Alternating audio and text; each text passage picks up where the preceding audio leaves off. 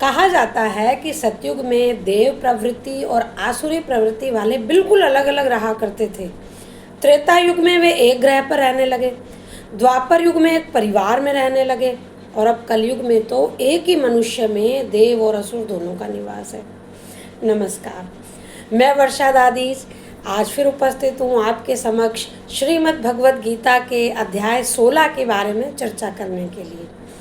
यह अध्याय दैवासुर संपदी भाग योग नाम से प्रसिद्ध है और मात्र 24 श्लोकों के माध्यम से प्रभु ने बता दिया कि देवी और असुर माने दैवी प्रवृत्तियां और असुर प्रवृत्तियां कैसी होती हैं।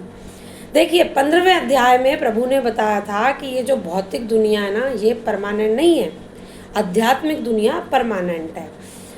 अब यहाँ वे बताने लगे इस 16वें अध्याय में कि भाई मनुष्यों में जो है दो तरह के होते हैं। एक तो पुण्यात्मा जो देवी प्रवृत्ति वाले लोग हैं, और दुरात्मा जो आसुरी प्रवृत्ति वाले लोग हैं। उन्होंने पहले 3 श्लोकों में ही 26 दैवी गुणों का वर्णन किया है। मैं आपके सामने 2 श्लोक पढ़कर सुनाऊंगी। अहिंसा सत्यम क्रोधस्त्यागः शांतिर्पैशुनम दया भूतेष्वलोलुप्त्वम मार्दवम ह्रीः चापलम।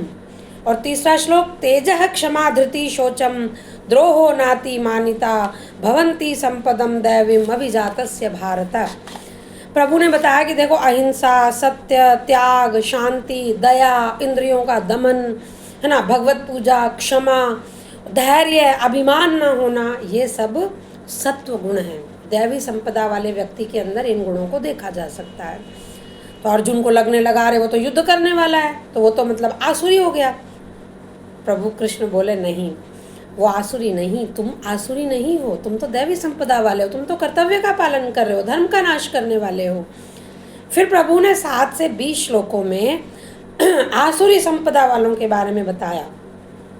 उनमें क्या होता है, उनका तन मन दूषित होता है, वे स्त्रियों और बच्चों का सम्मान नहीं करते, जैसे कि दुर्योधन सम्मान नहीं करता था। दूसरी बात, पूरे समाज का नहीं स्वयं का भी विनाश कर लेते हैं ऐसे लोग, जैसे कि रावण था। मंदोदरी ने, विभीषण ने, कुंभकर्ण ने, सब ने समझाया उसको कुछ समझ में नहीं आया।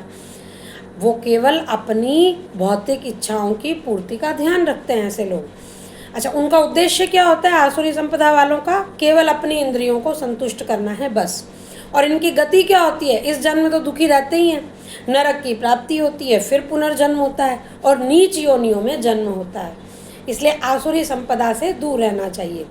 प्रभु बोले देखो, भक्त चाहे किसी भी भगवान के हो, सबको प्रिय होते हैं। ऐसा नहीं है कि विष्णु जी को मानने वाला है तो शिव जी को प्रिय नहीं होगा, शिव जी को मानने वाला है तो विष्णु जी को प्रिय नहीं होगा। प्रभु ने एक बात और बताई कि काम, क्रोध, लोभ, अगर इन 3 चीज़ों से बचे तो आदमी जो है आसुरी प्रवृत्ति से बच सकता है।